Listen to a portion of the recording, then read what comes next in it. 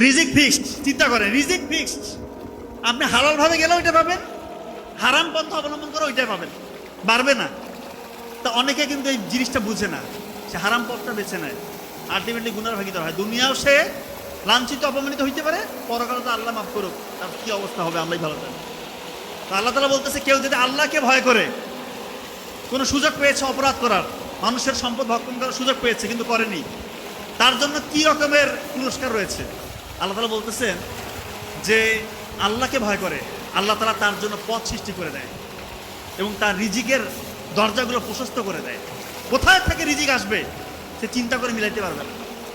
আমরা বুঝি না, আমরা অনেকেই বুঝি না, আমরা মিলাইতে পারি না। আল্লাহ তাআলা যেখানে ঘোষণা দিয়েছে পবিত্র কোরআনে যে কেউ যদি আল্লাহকে ভয় করে, শুধু আল্লাহকে ভয় করে, আল্লাহ তাআলা তার রিজিকের রাস্তাগুলো প্রশস্ত করে দিবে। এই জিনিসটা মাথায় রেখে চলবে। যারা এই মানুষের অন্যায়ভাবে সম্পদ ভক্ষণ করছেন, সেটা নিজের ভাইকেও অনেকে ঠকায়, এই কাজটা করবেন না, আলটিমেটলি লাভবান হইতে পারবেন না। দেখবেন, আমি অনেক দেখেছি, আমার কাছে তো অনেক পেশেন্ট আসে, দেখি যে এই লোকটা হয়তো অন্যায় করে মানুষকে ঠকাইছে, আমরা সবাই জানি।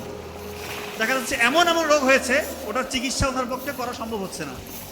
হয়তো একটা চিকিৎসা থেকে কোনো মতো করছে, আবার একটা রোগ ধরতেছে, তার সন্তানগুলো বিগড়ে গিয়েছে, সন্তানগুলো দেখা যাচ্ছে যে লাইনচ্যুত, অসহায়। ওই লোকটা অসহায়, টাকা পয়সা কিন্তু কমতি নাই, অবৈধ টাকা ইনকাম করছে।